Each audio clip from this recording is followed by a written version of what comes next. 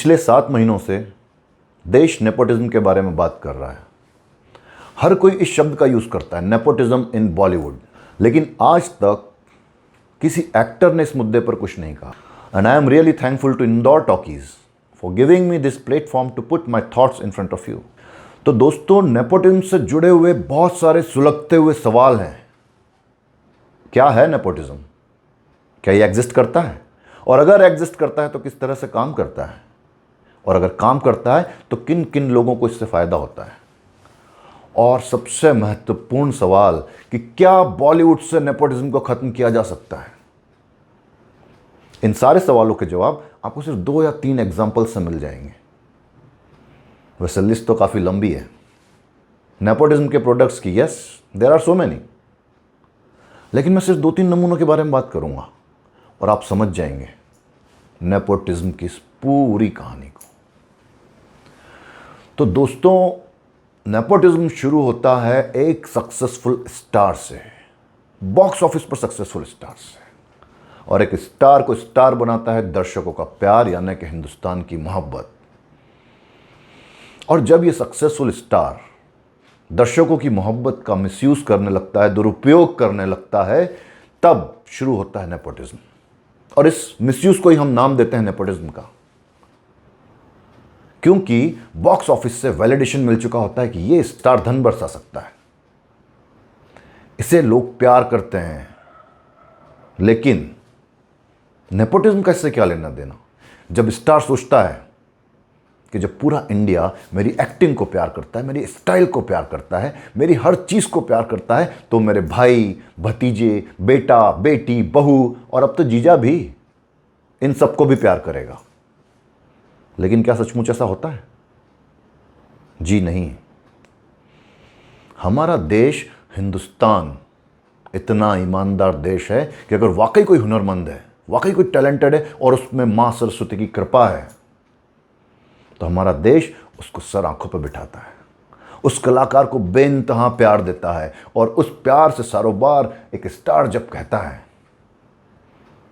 कि लाइन वहां से शुरू होती है जहां हम खड़े हो जाते हैं, तो हम खुश होते हैं, तालियां बजाते हैं, स्टार को महानायक बना देते हैं। लेकिन जब वही स्टार अहंकार और गुरूर में कहता है कि अब जहां मेरा बेटा खड़ा होगा, लाइन वहां से शुरू होगी। लेकिन ऐसा होता नहीं है ना सर। यह हिंदुस्तान है, इसने अच्छे अच्छे दबंगों की दबंगई को ठिकाने लगा दिया। ये जो गुरूर है ना कि जहां मेरा बेटा खड़ा होगा, लाइन वहां से शुरू होगी, ये है नेपोटिज्म।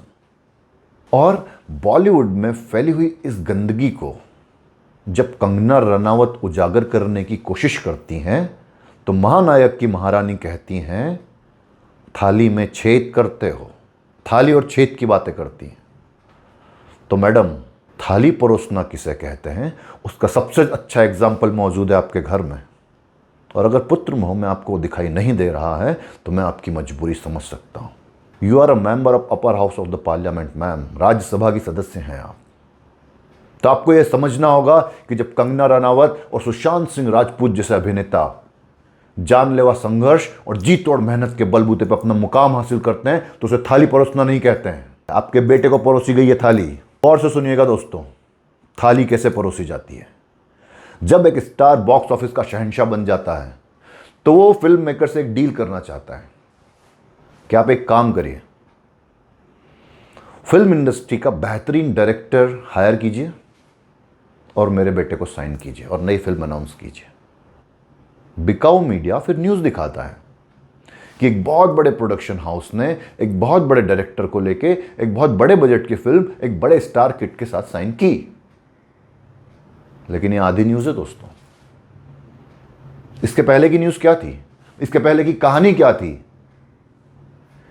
क्योंकि स्टार ने फिल्म मेकर्स को बोला कि आप एक बड़े डायरेक्टर को हायर कीजिए, बड़ी बजट की बड़ी फिल्म अनाउंस कीजिए और मेरे बेटे को साइन कीजिए। फंडिंग करूंगा मैं, पैसा लगाऊंगा मैं। आधी कहानी आपको पता है। ये जो पहले वाली कहानी है ना, ये मीडिया में नहीं आती और आप ये सोचने पे मजबूर हो जाते हैं कि यार ये इस चूहे को ये शेर जैसे प्रोडक्शन हाउस ने कैसे साइन कर लिया। इसीलिए आशुतोष गोवारिकर जैसे निर्देशक पानीपत जैसे हादसे रचते हैं। मैं पूछना चाहूँगा मिस्टर गोवारिकर आपसे कि पानीपत जैसे बड़े कैनवस और बड़े बजट की फिल्म के लिए क्या आपको एक स्टोन फेस्ड स्टार किड के अलावा कोई और चेहरा नहीं मिला? You have to reply this question mister Gowariker. और अगर आप इस सवाल का जवाब नहीं देते हैं तो मुझे यह मानने में कोई गुरेज नहीं है कि लगान जैसी महान फिल्म आमिर खान का करिश्मा थी, आमिर खान का जादू थी, उसमें आपका कोई योगदान नहीं था। तो दोस्तों, आपको समझ में आया होगा ये पानीपत जैसे एग्जाम्पल्स थे कि नेपोटिज्म किस तरह से काम करता है। क्यों है नेपोटिज्म बॉलीवुड में? इसका जवाब है कि सिनेमा है तो दर्शक है, और दर्शक है तो स्टार है, और स्टार के स्टारडम की नाजायज औलाद है नेपोटिज्म। दोस्तों, जो अब सवाल आता है बॉलीवुड से नेपोटिज्म को खत्म कैसे किया जाए। हमारा देश दुनिया का सबसे बड़ा लोकतंत्र है। The largest democracy of the world is India. और जब इंडिया एकजुट हो जाता है, इंडिया ठान लेता है, हम सब मिल जाते हैं, तो हम एक चाय वाले को देश का प्रधानमंत्री बना देते हैं।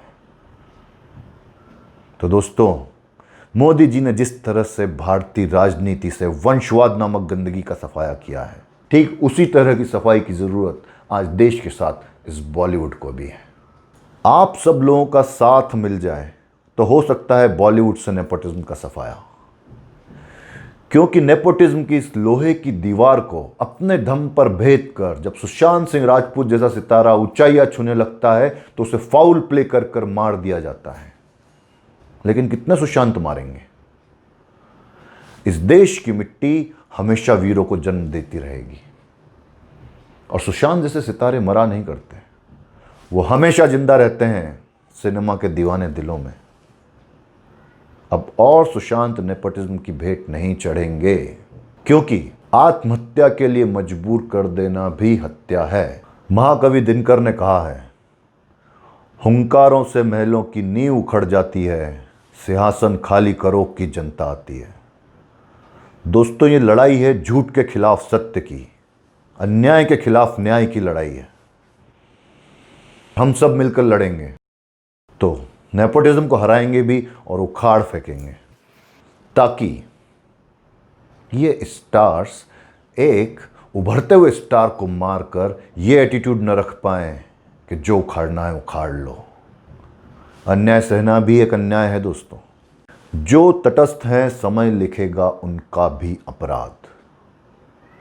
इसलिए मैंने इंदौर टॉकीज के माध्यम से आप लोगों को बताने की कोशिश की है कि सच्चाई क्या है। लेकिन मेरी एक गुजारिश है, प्लीज़ बॉलीवुड का बॉयकॉट मत कीजिए। बॉयकॉट कीजिए उन चंद मुट्ठी भर लोगों का जो बॉलीवुड को अपने बाप की जागीर समझ बैठे हैं। मध्यम वर्गीय परिवार से आए एक अभिनेता की मौत पर बोलने के लिए, एक शब्द बोलने के लिए कोई जहमत नहीं उठाता है, और ये लोग कहते हैं कि बॉलीवुड एक परिवार है।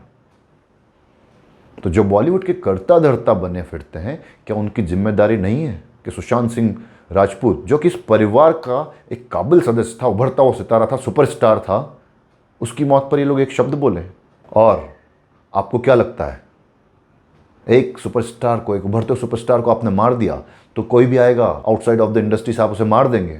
जी नहीं, आप ऐसा नहीं कर पाएंगे, क्योंकि ये वो देश है जिसके बारे में कहा गया है, कुछ बात है कि हस्ती मिटती नहीं हमारी, सदियों रहा है दुश्मन दौरे जहां हमारा, सारे जहां से अच्छा हिंदुस्तान हमारा। तो दोस्तों, साथ दीजिए।